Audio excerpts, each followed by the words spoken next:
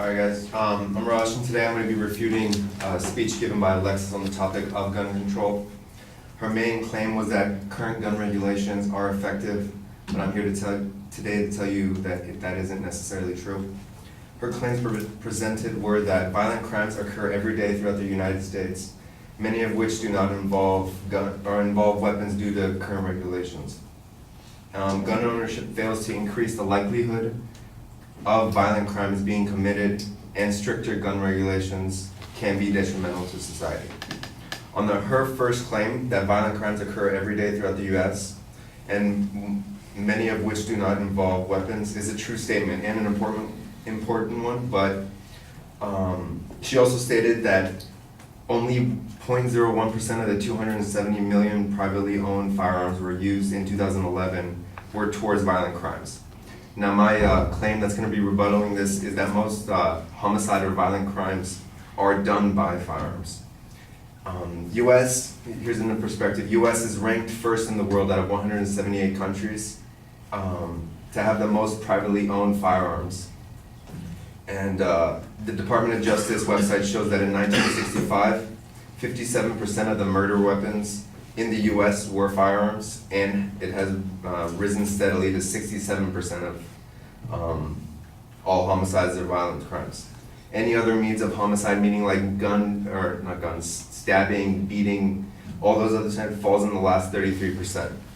According to the FBI Uniform Crime Report, between 2006 and 2010, 47,000 people were murdered in the U.S. by firearms, and that's more than twice as many as were killed by all the other means combined.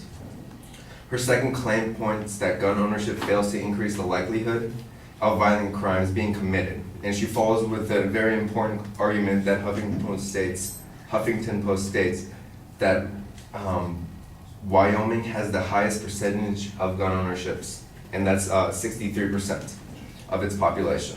Even though it contains the highest, there is the least amount of homicides in that state. Now my claim that's going to be rebuttaling that is that many of the highest and the lowest gun ownership states have the most crime-related violences due to firearms. Now Wyoming, in perspective, has 2 deaths per 100,000 on gunpolicy.org.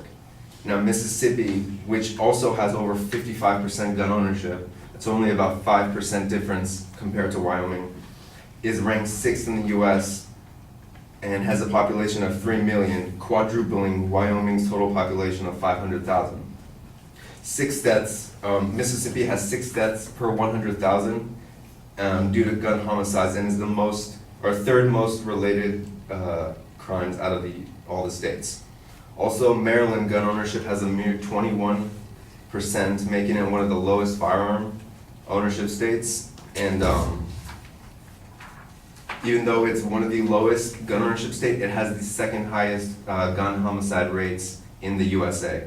And that's at a rate of 7 deaths per 100 people, which is following Louisiana in first place with 10 deaths per 100,000. I just listed the states ranked in first, second, and third with the most related gun homicide rates. Her third claim points out that gun regulations can be detrimental to society. Now, New York passed a legislation that all guns with 7 rounds or more are banned, making police officers' weapons illegal. This is true, and noted that in the legislation that was passed on January 15, 2013 by the New York Senate. Now, my claim is that gun regulation doesn't necessarily mean it will be detrimental to society, but I'm going to be refuting the evidence that she was given. State Senator Eric Adams, a former NYPD captain, reported on January 17th, 2 days after this legislation was filed, that he's going to push for an amendment next week, or week after the 17th, to exempt police officers from the high capacity magazines ban, and currently no police officer will be in violation of that legislation. So in conclusion, that most homicides or violent crimes are done by firearms. Many of the highest and lowest gun ownership states have the most crime related to firearms, and gun regulations doesn't mean it will necessarily be detrimental. proves that the current regulations are not necessarily as effective as they should be. A quote from the West Wing: if you combine the population of the Great Britain, France, Germany, Japan, Switzerland, Sweden, Denmark, and Australia, you'll get a population roughly the size of the USA. Now, in all those countries, they had a total death number related to gun violence of 112. In 1 year, the USA had 30,000 gun deaths. That just shows you in perspective how many gun deaths there are around the world compared to just the United States itself. And thank you.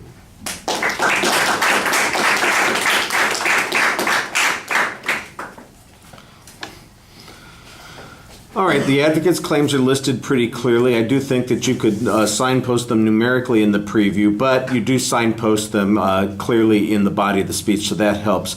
On the first point, you basically accept the premise, but suggest that it still means that there are a lot of homicides that occur and that it is still an important issue. Basically, the last argument that you're making is kind of a different way of making the same argument that you have on this first point, that in fact a large number of people are killed using weapons. The question becomes, would any restrictions actually be effective on this? Or, for instance, have we reduced the number of deaths because of the regulations that we currently have in place? I think that's a little ambiguous in the way it's answered. On the second point, I thought you had a much clearer answer, but it's also a little bit contradictory, because basically it comes down to neither side can prove their argument using these comparisons. I think you explain why the Wyoming example is not really a very legitimate comparison. You give us two other comparisons, one that has high ownership, one that has low ownership. The high ownership has high crime rates, the low ownership has high crime rates, so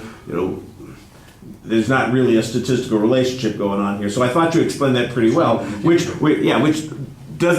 means that you can't use it to support the opposite conclusion either, because it undermines that conclusion that laws would be effective or wouldn't be effective. It kind of, in essence, says we can't process this data and reason this way. And I think that's an interesting argument to make. I think the way you want to put it at the end is, what's the impact of this on the argument? The impact is that utilizing this data this way will not identify the effectiveness of the laws.